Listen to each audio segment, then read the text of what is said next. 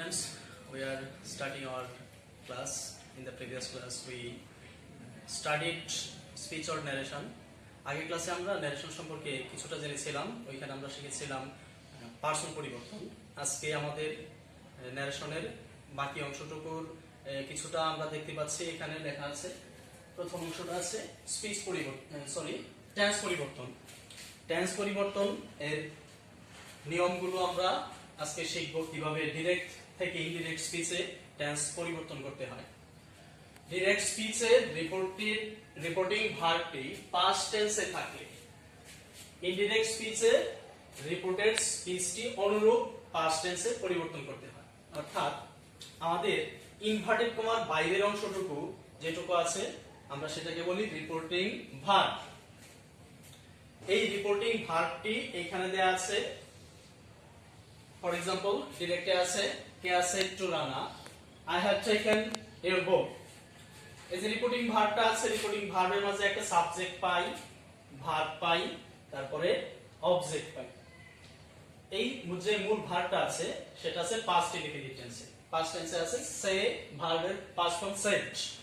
Keya said to Rana, I have taken your বুক।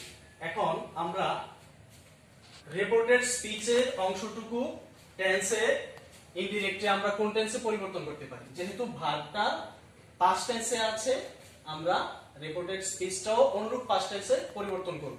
এখানে স্পিচটা আছে প্রেজেন্ট পারফেক্ট টেন্সে, I have taken your book, present perfect tense. কারণ আমরা সাবজেক্টে পরে হ্যাভ জাতীয় ভার্ব পাই, হ্যাভের পরে ভার্বের থার্ড ফর্ম অর্থাৎ ভার্বের পাস্ট পার্টিসিপল ফর্ম দেওয়া আছে। প্রেজেন্ট পারফেক্ট টেন্স যদি থাকে তবে সেটা হবে পাস্ট পারফেক্ট টেন্সে। এইজন্য ইনডিরেক্টে হবে কেয়া টোল্ড রানা, কমা এবং ইনভার্টেড কমা এর বদলে আমরা এখানে দ্যাট ব্যবহার করেছি, কারণ সেন্টেন্সটা আছে অ্যাসার্টিভ সেন্টেন্সে।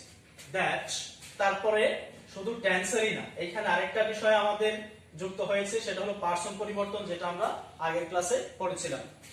আই হ্যাভ, এইখানে হ্যাভ থাকার কারণে আমরা হ্যাড বসিয়েছি, অর্থাৎ পাস্ট পারফেক্ট টেন্সে পরিবর্তন করেছি। কিন্তু এই যে আই, এটা কোন পার্সন? এখন আমাদের একটু আগের ক্লাসে যেতে হবে পার্সন পরিবর্তনের নিয়মে। আইটা আছে ফার্স্ট পার্সনে, এবং আমরা পড়েছিলাম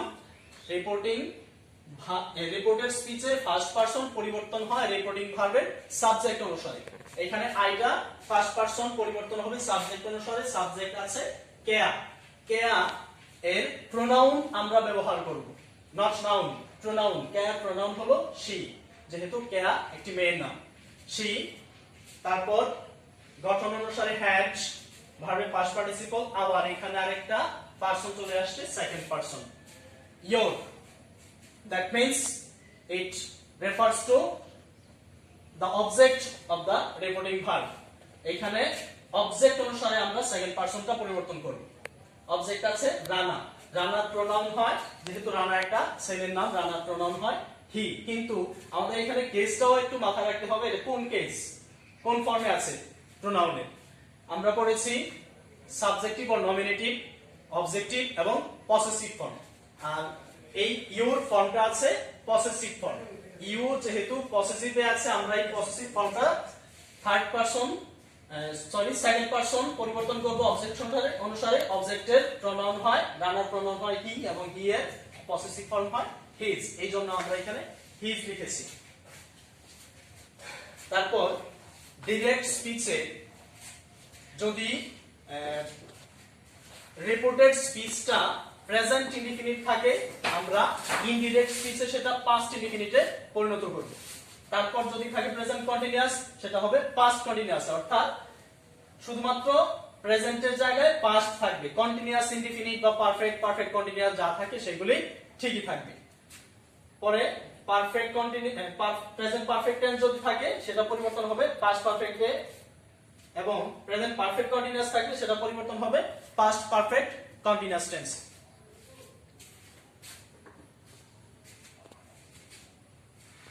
উপরে দিয়েছি লেফট হ্যান্ড একটা মন লাগে কোন ক্লাস।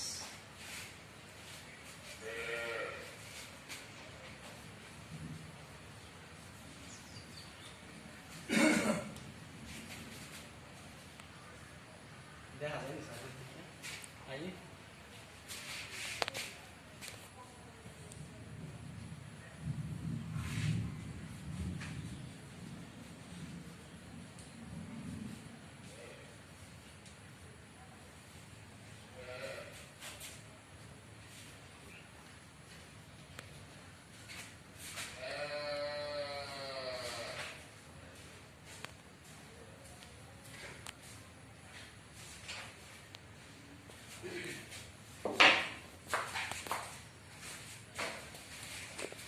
তারপরে আছে past indefinite tense.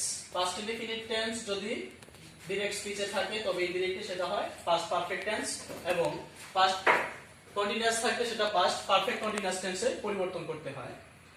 কিন্তু ডিরেক্ট স্পিচটি দ্বারা যদি চিরন্তন সত্য এখনো প্রাসঙ্গিক এমন কোনো কিছু বোঝায় তখন সেটা ইনডিরেক্টে টেন্স পরিবর্তন হয় না বা টেন্স পরিবর্তন ওইটা করতে হয় না। যেমন direct teacher said man is mortal, ইনডিরেক্টে হবে teachers told that comma inverted কমার জন্য, যেহেতু সেন্টেন্সটা অ্যাসার্টিভ সেন্টেন্স এইজন্য ম্যান ইজ মর্টাল। এখানে ইজটা যে ভার্ব আছে সেই ভার্বই ইনডিরেক্ট ফর্মে আছে এবং সেটা প্রেজেন্ট ইনডিফিনিট আছে, প্রেজেন্ট ইনডিরেক্টেও প্রেজেন্ট ইনডিফিনিট টেন্সেই পরিবর্তন হয়েছে।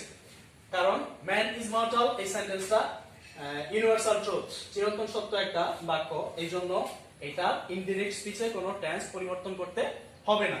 তাছাড়া যদি প্রাসঙ্গিকতা বোঝায়, বর্তমানেও এটা রিলেভেন্ট বা প্রাসঙ্গিক এমন সেন্টেন্সগুলিও টেন্স পরিবর্তন ইনডিরেক্টে হয় না।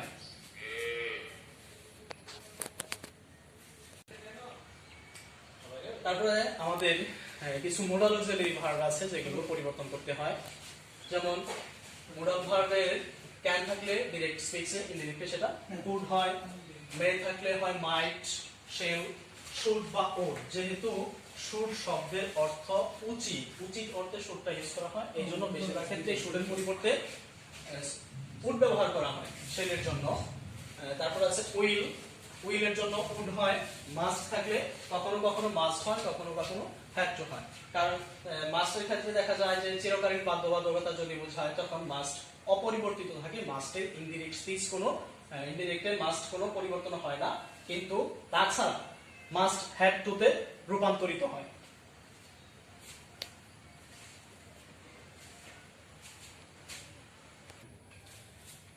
For example, I said to Roma, you may go now. Indirect স্পিচে সেটা পরিবর্তন হবে I told Roma that. আবার সেই অ্যাসার্টিভ সেন্টেন্স কমা এবং ইনভার্টেড কমার জন্য দ্যাট বসছে। তারপরে ইউ সেকেন্ড পারসন, এখানে আমাদের পারসন পরিবর্তন করতে হবে, অর্থাৎ যেখানে যেটা দরকার হয়, যদি টেন্স আগে আসে টেন্স পরিবর্তন করতে হবে, পারসন আগে আসলে পারসন পরিবর্তন করতে হবে। আর সেন্টেন্সের প্রসঙ্গে আমরা পরে আসছি। You second person, second person পরিবর্তন হয় রিপোর্টিং ভার্বের অবজেক্ট অনুসারে। অবজেক্ট দেয়া আছে রোমা, রোমা এর প্রোনাউন শি, যেহেতু ইউটা সাবজেক্টিভ ফর্ম বা নমিনেটিভ ফর্ম, এই জন্য রোমার প্রোনাউন শি, শি সাবজেক্টিভ ফর্মে বসছে। মে এর জন্য আমরা বসাইছি might. May is a modal auxiliary verb, so I had to change it into might. Go now এর পরিবর্তে হলো then. এইখানে কিছু অ্যাডভার্ব অথবা অ্যাডভার্বিয়াল ফ্রেজ, দূরত্ব সূচক, নৈকট্য সূচক কিছু ওয়ার্ডস থাকে, সেগুলো আমাদের ওই কন্টেন্ট অনুসারে পরিবর্তন করতে হয়। প্রিয় শিক্ষার্থী বৃন্দ, আজকে এ পর্যন্তই। ধন্যবাদ তোমাদের, ভালো থাকো, সুস্থ থাকো।